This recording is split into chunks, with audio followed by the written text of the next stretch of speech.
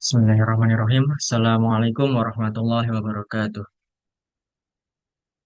Langsung saja, perkenalkan nama saya Ahmad Faik dari program studi Hukum Ekonomi Syariah dengan NIM 242111070 dari kelas 2A. Di sini saya akan sedikit menjelaskan mengenai ekonomi growth atau pertumbuhan ekonomi. Yang mulai dari latar belakang, pertumbuhan ekonomi merupakan indikator utama dalam menilai kemajuan suatu negara. Berbagai teori pertumbuhan telah dikembangkan untuk menjelaskan faktor-faktor yang mempengaruhi peningkatan output nasional. Teori klasik menekankan peran modal dan tenaga kerja, sementara teori neoklasik menambahkan teknologi sebagai faktor utama. Teori pertumbuhan endogen lebih lanjut menyoroti pentingnya inovasi, kebijakan pemerintah, dan investasi dalam sumber daya manusia. Dalam praktiknya, pertumbuhan ekonomi dipengaruhi oleh berbagai faktor, termasuk kebijakan ekonomi, stabilitas politik, dan kemajuan teknologi. Negara berkembang sering menghadapi tantangan dalam infrastruktur dan keterbatasan modal, sedangkan negara maju lebih fokus pada inovasi dan produktivitas. Oleh karena itu, pemahaman terhadap teori pertumbuhan ekonomi menjadi penting dalam merancang strategi pembangunan yang efektif. Dengan memahami teori pertumbuhan ekonomi, pemerintah dapat merumuskan kebijakan yang lebih tepat dan mendorong pembangunan yang berkelanjutan. Teori-teori ini tidak hanya menjelaskan pola pertumbuhan di masa lalu, tapi juga menjadi dasar dalam menghadapi tantangan ekonomi global saat ini, seperti ketimpangan ekonomi dan dampak teknologi terhadap tenaga kerja. Rumusan masalah dan juga tujuan, yaitu apa itu teori pertumbuhan ekonomi, kemudian bagaimana perkembangan teori ekonomi klasik, bagaimana perkembangan teori ekonomi neoklasik, bagaimana perkembangan teori ekonomi neo-Keynesian, dan bagaimana perkembangan teori ekonomi baru. Masuk pada pengertian dan sumber pertumbuhan ekonomi. Pengertian pertumbuhan ekonomi atau ekonomi growth. Pertumbuhan ekonomi merupakan perkembangan yang terdapat pada kegiatan perekonomian yang mengakibatkan meningkatnya kemakmuran masyarakat dan bertambahnya permintaan barang dan jasa yang diproduksi oleh masyarakat. Masalah pertumbuhan ekonomi dapat dipandang sebagai masalah pada makroekonomi berjangka panjang. Perkembangan kemampuan memproduksi barang dan jasa adalah akibat pertambahan faktor-faktor produksi pada umumnya tidak selalu diikuti oleh pertambahan produksi barang dan jasa yang sama besarnya. Tambahan potensi memproduksi seringkali lebih besar dari pertambahan produksi sebenarnya. Pertumbuhan ekonomi juga dapat diartikan sebagai proses meningkatnya kapasitas produksi suatu perekonomian yang diwujudkan dalam bentuk peningkatan pendapatan nasional.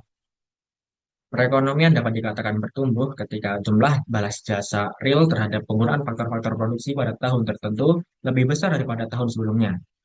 Pertumbuhan ekonomi yang berkelanjutan harus mengarah pada standar yang lebih tinggi dan nyata. Kemudian lanjut pada pembahasan sumber kenaikan pertumbuhan ekonomi. Yang pertama ada kenaikan penawaran tenaga kerja, kenaikan modal fisik, dan juga kenaikan produktivitas. Pertumbuhan ekonomi umumnya didefinisikan sebagai kenaikan GDP real per kapita, produksi domestik bruto atau GDP, merupakan nilai pasar keluaran total sebuah negara yang merupakan nilai pasar semua barang jadi dan jasa akhir yang diproduksi selama periode waktu tertentu oleh faktor-faktor produksi yang berlokasi di dalam sebuah negara. Kenaikan GDP dapat muncul melalui yang pertama itu tadi, yaitu kenaikan penawaran tenaga kerja, yaitu meningkatnya penawaran tenaga kerja dapat berubah pada pengeluaran yang lebih banyak. Jika stok modal tetap, sedangkan tenaga kerja meningkat. Tenaga kerja baru cenderung lebih produktif dibanding tenaga kerja lama. Kemudian ada kenaikan modal fisik. Kenaikan stok modal juga dapat meningkatkan pengeluaran, bahkan jika tidak disertai oleh kenaikan tenaga kerja, modal fisik dapat meningkatkan produktivitas tenaga kerja maupun menyediakan secara langsung jasa yang bernilai. Investasi dalam modal sumber daya manusia merupakan sumber lain dari pertumbuhan ekonomi. Kemudian yang terakhir ada kenaikan produktivitas. Kenaikan produktivitas menunjukkan setiap unit pemasukan tertentu memproduksi lebih banyak pengeluaran. Produktivitas pemasukan dapat dipengaruhi oleh beberapa faktor yang termasuk di antaranya adalah perkembangan teknologi, kemajuan pengetahuan, dan ekonomisnya skala produksi. Masuk ke pembahasan selanjutnya adalah teori ekonomi klasik dari Adam Smith dan Thomas Malthus. Teori klasik merupakan pemikiran ekonomi modern pertama di dalam sejarah ekonomi dan awal munculnya ekonomi kapitalis. Teori ekonomi klasik mengarah pada kekuatan pasar, di mana teori ini meminimalisir campur tangan pemerintah dan menganjurkan kebebasan ilmiah.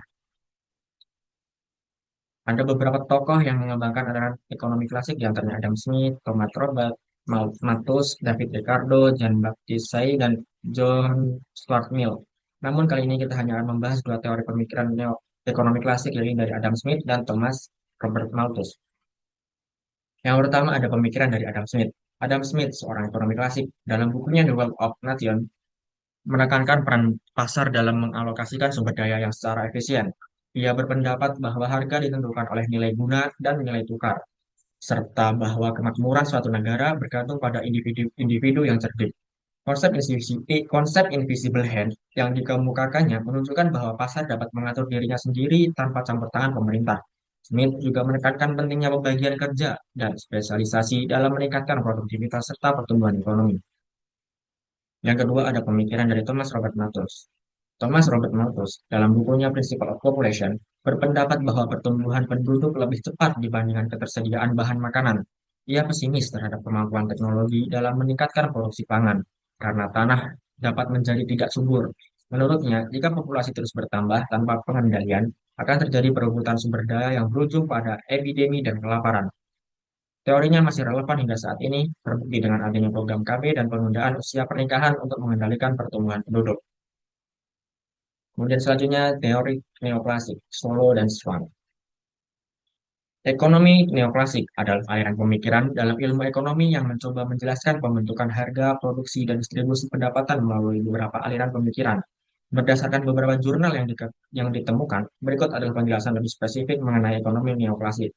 Teori neoklasik muncul pada abad ke-19 dan ke-20 sebagai tanggapan terhadap kegagalan teori klasik untuk menjelaskan bagaimana harga diatur oleh tangan tak terlihat.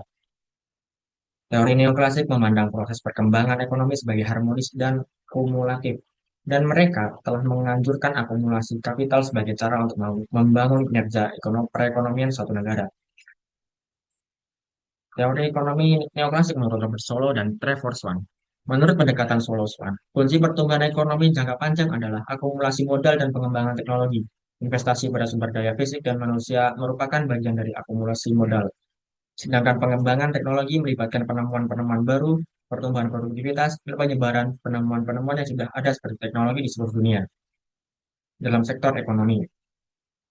Teori ini menyatakan bahwa penggunaan sumber daya alam yang tidak berkelanjutan tidak dapat menghasilkan pertumbuhan ekonomi.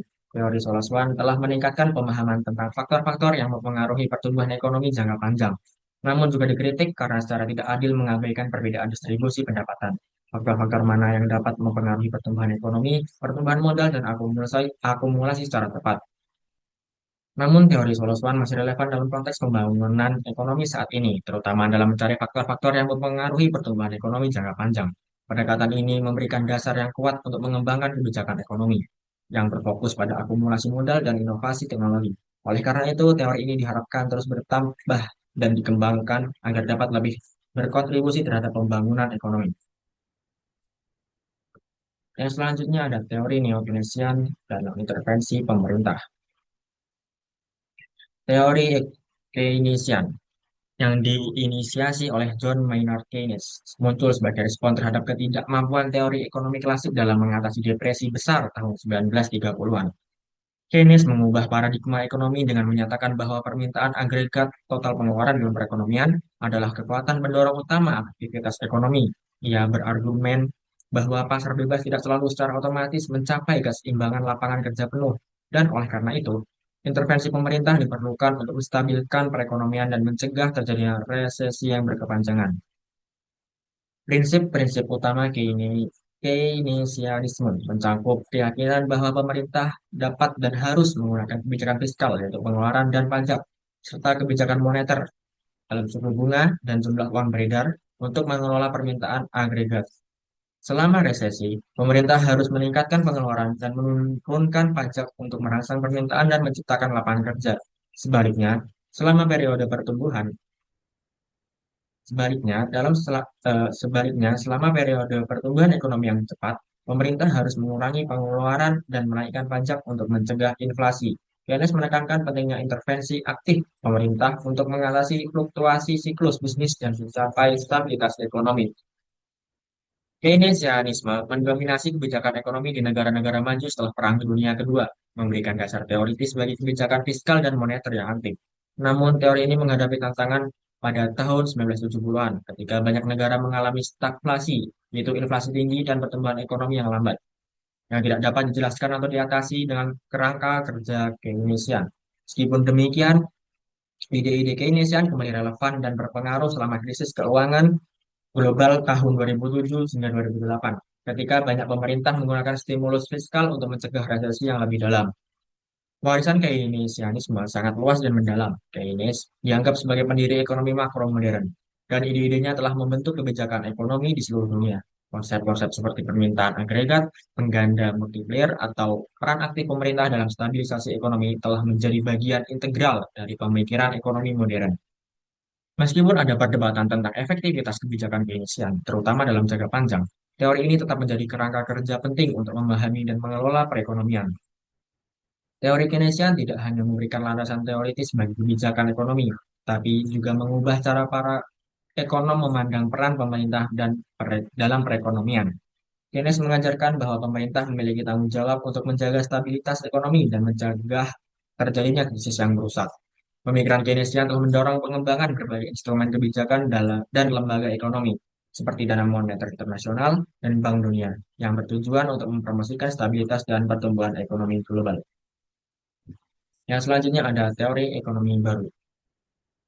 Teori ekonomi baru atau New Economy Theory merujuk pada pendekatan-pendekatan dalam ekonomi yang lebih modern dan mencoba memperkenalkan konsep-konsep baru atau cara berpikir yang lebih inovatif untuk memahami fenomena ekonomi.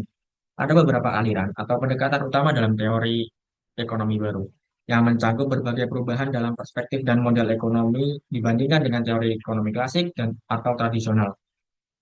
Beberapa aliran utama yang muncul dalam teori ekonomi baru antara lain teori ekonomi mikro baru atau new microeconomy yang berfokus pada perilaku individu dan bagaimana mereka membuat keputusan dalam pasar. Hal ini mencakup analisis mengenai perilaku konsumen dan produsen, serta konsep-konsep seperti informasi asimetris, pasar yang tidak sempurna, dan permintaan strategi. Yang kedua ada teori ekonomi makro baru, new macroeconomy. Salah satu dari macam utama adalah yang mengintegrasikan elemen-elemen baru seperti ekspektasi rasional dan penyesuaian pasar yang lebih cepat. Kemudian ada teori ekonomi pembangunan baru, yaitu menggabungkan pendekatan tradisional dengan teori-teori baru yang lebih terfokus pada institusi, kapital sosial, dan struktur ekonomi. Yang keempat ada teori ekonomi institusional baru, New Institutional Economic, yang menekankan peran institusi, yaitu peraturan hukum, budaya, dan struktur organisasi dalam mengatur aktivitas ekonomi.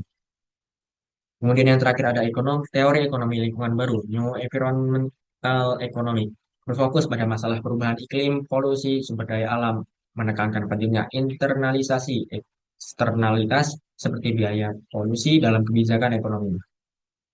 Secara umum, teori ekonomi baru berusaha menggabungkan berbagai disiplin ilmu seperti psikologi, sosiologi, dan ilmu komputer dengan prinsip-prinsip ekonomi untuk menciptakan pemahaman yang lebih komprehensif dan realistis tentang bagaimana ekonomi berfungsi dalam dunia yang semakin kompleks.